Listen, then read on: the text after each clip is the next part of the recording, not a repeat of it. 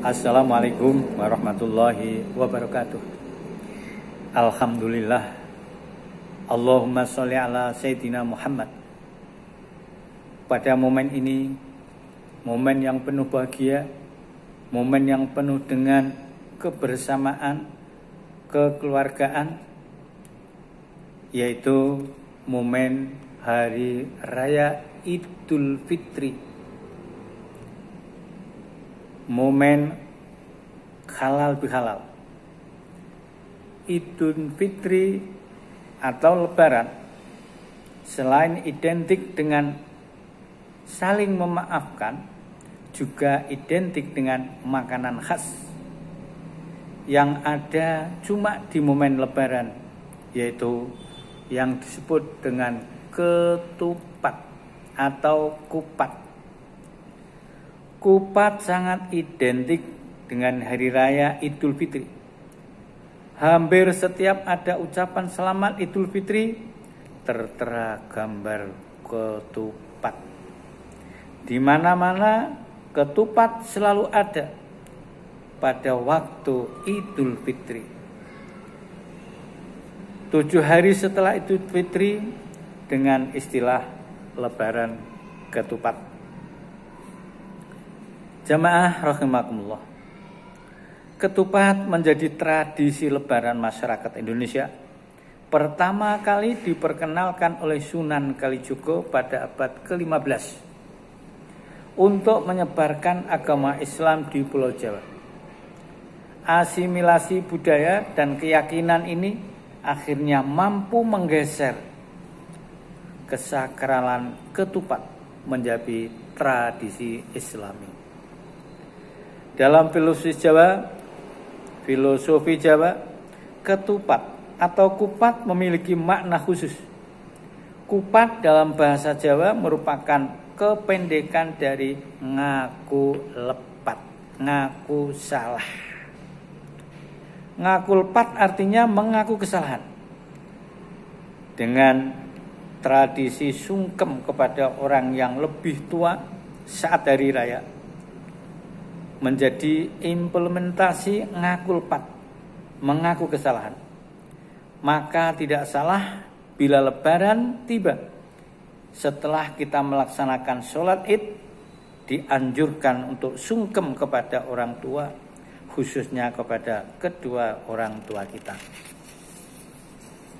Proses sungkem ini bermaksud memohon ampun atau meminta maaf dosa dan kesalahan, baik yang dengan sengaja ataupun yang tidak, baik tindakan maupun ucapan. Sungkeman mengajarkan kita akan pentingnya menghormati orang tua, bersikap rendah diri, memohon keikhlasan, memohon ampunan. Laku papat, ketupat ngaku lepat, sehingga diwujudkan dengan kelakuan 4 macam. 4 tindakan dalam pelayanan Lebaran. Antara lain Lebaran, luberan, liburan, dan laburan. Mari kita bahas satu persatu. Lebaran berasal dari kata selesai. Di sini maksudnya tugas sudah selesai dilaksanakan dengan baik. Lebaran terjadi karena kewajiban melaksanakan puasa Ramadan telah ditunaikan. Namun menurut para sepuh, bukan berarti semuanya sudah selesai, sudah rampung. Ada implikasi dari itu. Mengingat bulan Ramadan adalah bulan tarbiyah, bulan pendidikan. Harus ada hasil nyata dari puasa yang dilakoninya, yang dilaksanakannya. Kesyukuran di antara implikasi itu adalah leburan, luberan, dan laburan. Ini yang maksudnya timbul 4 kelakuan. Kemudian B, leburan dari kata lebur yang artinya larut atau hilang. Selesainya melaksanakan tugas puasa akan meleburkan semua kesalahan orang lain kepadanya.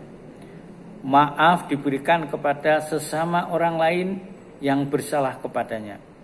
Bahkan sebelum diminta, tidak lagi teringat dendam, kemarahan, apalagi keinginan balas dendam. Semua itu sudah lebur. Harapannya sesudah itu dia akan menjadi pemaaf, tidak mengingat-ingat lagi kesalahan orang lain.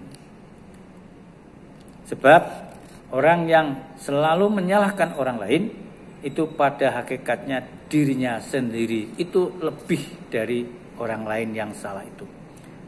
Orang yang menjelekkan orang lain, dirinya hakikatnya lebih jelek. Diisyaratkan dalam kita menuding orang lain, yang nuding hanya satu, tapi dirinya sendiri 3, 1/3 kesalahannya. Celuberan, dari kata luber yang artinya melimpah. Dari orang yang berpuasa yang sudah merasa laparnya mereka yang kesulitan, merasa laparnya orang yang tidak punya, maka dia membayar zakat fitrah sebagai langkah awal yang akan diikuti oleh pemberian-pemberian lain sesudahnya. Diharapkan dia akan menjadi dermawan yang selalu melimpahkan rezekinya kepada orang yang sangat membutuhkan. Dan yang keempat, laburan. Dari kata labur yang biasa dipakai untuk membuat putih tembok. Orang yang selesai berpuasa, yang sudah sukses berhubungan dengan Allah, insya Allah dengan puasa itu dosa dan kesalahannya diampuni, dilebur oleh Allah. Cara melebur dosa diawali karena dosa itu dibuat dari detik, jam, harian. Maka Islam pun cara melebur dengan harian. Yakni pertama sholat 5 waktu. Sholat 5 waktu antara satu sama lain. Subuh sudah dilaksanakan, terus melaksanakan aktivitas banyak dosa dan kesalahan. Nanti kalau melaksanakan sholat duhur, dosa antara duhur dengan subuh dengan duhur diampuni oleh Allah. Begitu pula seterusnya antara duhur dan asar. Kalau yang belum dibelesal dilebur dengan sholat 5 waktu, yaitu dengan mingguan, pekanan, yakni al-jum'atu ilal jum'ah lain.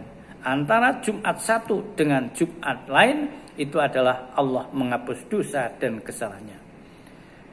Yang belum bisa dilebur dengan sholat dan sholat Jumat, maka tahunan, yakni 1 tahun sekali, diwajibkan untuk melebur dosa dan kesalahannya dengan puasa Ramadan. Ramadan 1 dengan Ramadan yang akan datang, aktivitas di dalam antara itu dilebur oleh Allah Subhanahu wa taala. Sehingga kita kenal dengan Idul Fitri, kembali kepada fitrah kawaladat umuh, keadaannya seperti lahir dari gua garban ibu, tidak mempunyai dosa dan kesalahannya. Ini hubungan dengan Allah. Tinggal hubungan dengan sesama manusia. Ini Allah akan melebur dosa dan kesalahannya, menjadikan hangus semuanya. Itu apabila sudah mendapat ridho dan keikhlasan dari orang yang bersangkutan.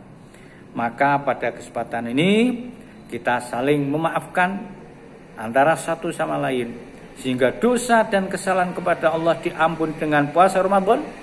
Dosa dan kesalahan kita bersama diampuni dengan saling mengikhlaskan, saling memaafkan antara satu sama lain. Ini sehingga setelah puasa kita akan menjadi harapan kita, karena dididik 1 bulan penuh, pemaaf, menjadi dermawan, jiwanya menjadi putih, sebersih jiwanya ketika dilahirkan dari rahim ibu. Kawalatatu ummuh. Maka dari itu dengan puasa, insya Allah harapan puasa la'allakum tattaqun, supaya menjadi orang yang bertakwa. Maka kalau kita memaafkan, itu diibaratkan memakan ketupat. Kalau makan ketupat itu harus dibuka biak, dalam artian memaafkan saudaranya harus lahir dan batin.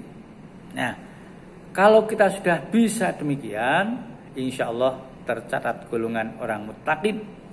Orang yang muttaqin janji Allah, wa may yattaqillah yarzuqhu min haitsu la yahtasib. Barang siapa yang bertakwa kepada Allah, Allah akan memberikan rezeki yang tanpa disangka-sangka dari mana datangnya. Wa may yattaqillah yakhruj lakum makhraja.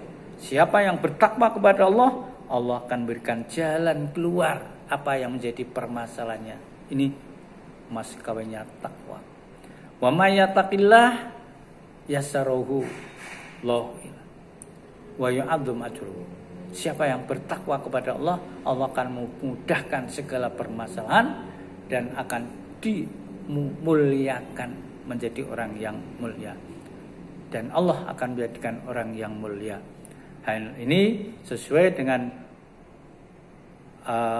firman Allah, inna akramakum indallahi atqakum.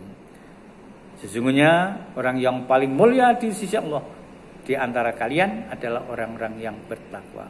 Mungkin itu yang dapat saya sampaikan pada kesempatan ini. Semoga bermanfaat. Ada benarnya dari Allah Subhanahu wa taala, ada kurangnya dari pribadi saya pribadi. Semoga Allah memberikan ilmu sehingga tidak salah lagi dan memberikan ampunan kepada kita bersama. Amin amin ya rabbal alamin. Wallahu muwaffiq ila aqwamit thoriq. Wassalamualaikum warahmatullahi wabarakatuh.